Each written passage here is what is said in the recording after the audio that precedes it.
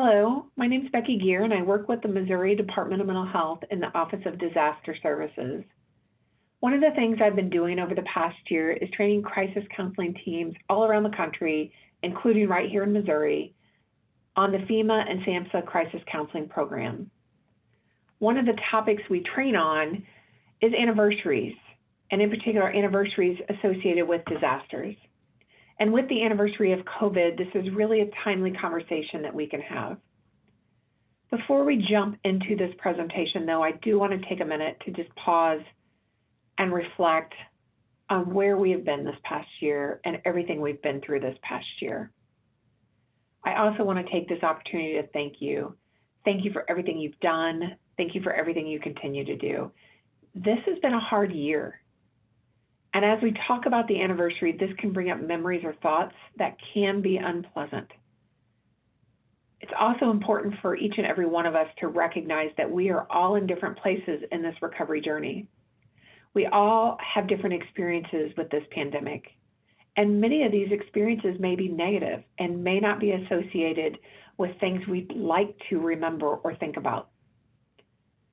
We also have other challenges or challenging events in our lives that may be part of this that have taken place over the last year as well.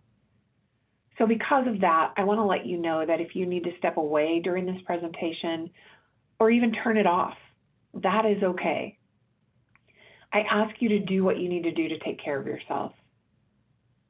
At the end of the presentation, I'm going to highlight some resources that are available, but I really want you to know that the Department of Mental Health is here to support you however we can.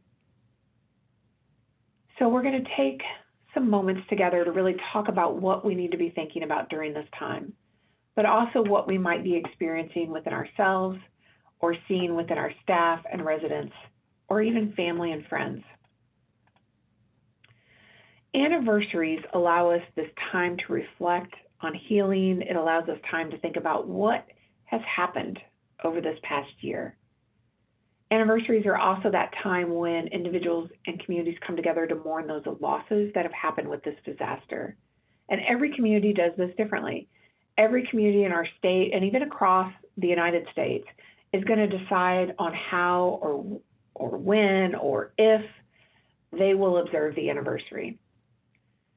So we're going to talk about what could be typical anniversary triggers, and dates could fall within there.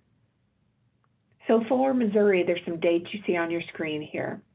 And these are dates from our timeline in disaster services that we can pick out that may be something that stand out to you. So March 7th, we have our first case. March 13th, Governor Parson declares a state of emergency. March 14th, we start seeing more cases.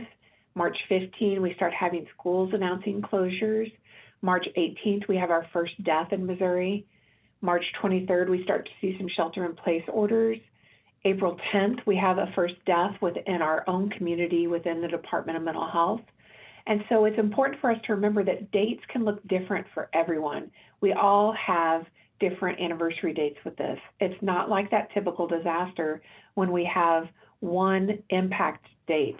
This can definitely look different as we go through this event. Triggering events can occur at any time, and they usually follow that impact of a disaster. But again, we are not in this really typical disaster. So triggering events vary. They vary by the disaster itself, by the community, by the individual. And we know some events can be predicted. You know, we can predict that media is going to possibly be a triggering event because they are going to talk about where we have been in the last year. They might talk about the loss that we have endured. And so we know when these triggering events happen that time during the anniversary can increase the stress levels within not only the individuals, but our communities as well. We also know there can be seasonal changes that remind survivors of the disaster. There are personal events like birthdays that might correspond with the disaster anniversary, or even just remembering what you were doing this time last year. Personal losses also might be associated with the disaster, thinking about what we have lost in this last year. Events we have lost, people we have lost, jobs we have lost, all of these could be an event. And these triggering events can change They may increase in frequency around the disaster anniversary. They can occur unexpectedly. They're unique to each one of us. How I respond is going to be very different than how you respond. And they may not be something that we easily recognize within ourselves. So during the anniversary, we know we might see feelings and hear feelings of fear, sadness, and anxiety. People might start anticipating how this is going to look. And days, weeks, and months before this even happens, there can be a lot of fear and concern about how this event is going to make us feel and how we're going to respond to it. We also know that there are some typical individual reactions that we might see around the disaster anniversary. Individuals can experience those reoccurring thoughts or feelings or dreams and memories about the event. They might see repeated images and scenes associated with that event or relive that event in their mind. There might be grief and sadness related to loss of income or job or a loved one. There could be fear and anxiety that resurfaces around this time and leads to jumpiness and some startled responses, and maybe even more about safety here. We also can see frustration and anger start happening more. People are being reminded about those losses, and that's not just the losses of a loved one, but this could be loss of time taken out of our lives, our frustrations with the recovery process, or how long it's taking us to heal. So we can see frustration and anger increasing. We also might see guilt about survival here. Some other individual reactions that we might see: avoidance. So some survivors try to completely avoid the reminder of the event or the day in of itself and treat it just like any other day. We might see some folks doing some remembrance activities, some commemoration or fellowship in the anniversary, honoring those we've lost.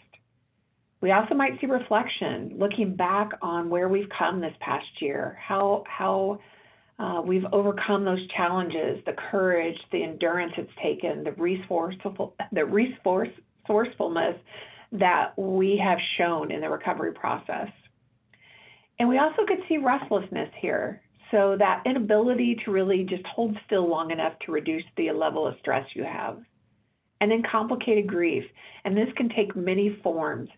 So it's that state of just being overwhelmed by your emotions brought on by grief and loss.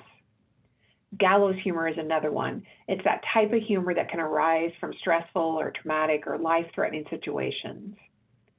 So during anniversaries, we do see an increase in anxiety and depression. We see anger around the limits of assistance or the system or the red tape. We might see increased substance use here. We also may see stress about the lack of resources that are available or as resources run out.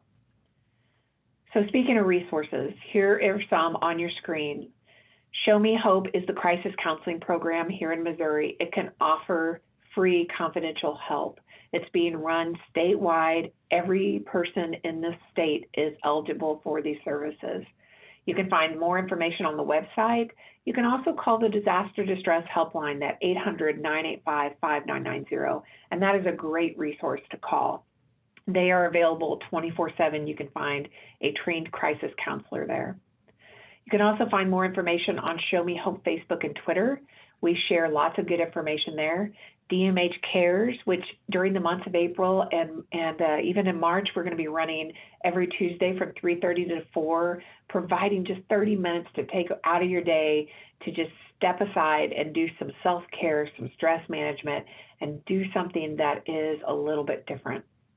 We have some great resources on our DMH website there around stress management and self-care. And then, of course, it's always important to remember that the Missouri EAP, that Employee Assistance Program, it is a great resource for you. You can reach out to the Employee Assistance Programs through your organizations and set up services. They offer all sorts of different services. Please, please, please reach out if you need assistance. It is very common to need assistance during these uncommon situations that we are in. So know that we are here to support you at the Department of Mental Health. Thank you.